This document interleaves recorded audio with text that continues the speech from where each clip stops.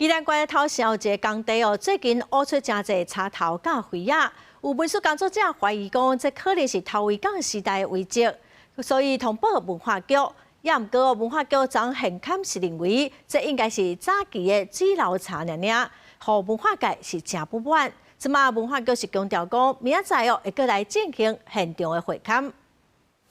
工地有一大堆茶，伫个文书工作者眼内拢是宝。头城即搭建筑工地最近咧挖地下室的时，伫个纳米深的所在发现遮个茶，顶面有草色，甲刀啊烤过混热，可能是过去头城头围港时期留落来的古存。现场嘛有灰鸦片，马上通报文化局。我们后来近看的时候呢，有看到一些绳子，那有一些构件其实更明显，那我们就初步判断，这个其实它就是很明显的，就是一个船的一个结构。文化局初三到现场会勘，确定这个茶应该是早期的大水茶，无啥物文字记载，引起文化界议论。迄天下晡邀请考古家柯水金到现场会勘。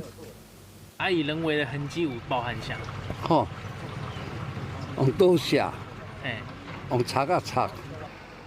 有水金认为这个茶毋是大水茶，有文字的记载，放伫个工地风吹日晒，恐惊会歹去。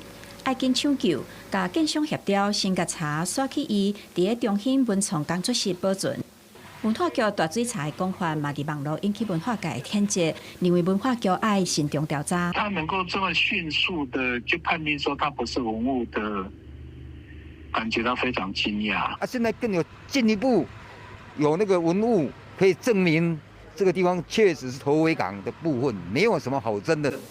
头城镇市区伫个日本时代，互人认为水路发达，有头围港船只停看。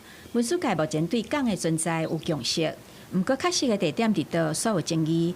那这个茶会当当作古存，是头围港时期留落来，就算是头摆伫头城有这个文物出土。这个部分我们明天也会请考古专家学者来给我们做一个判定。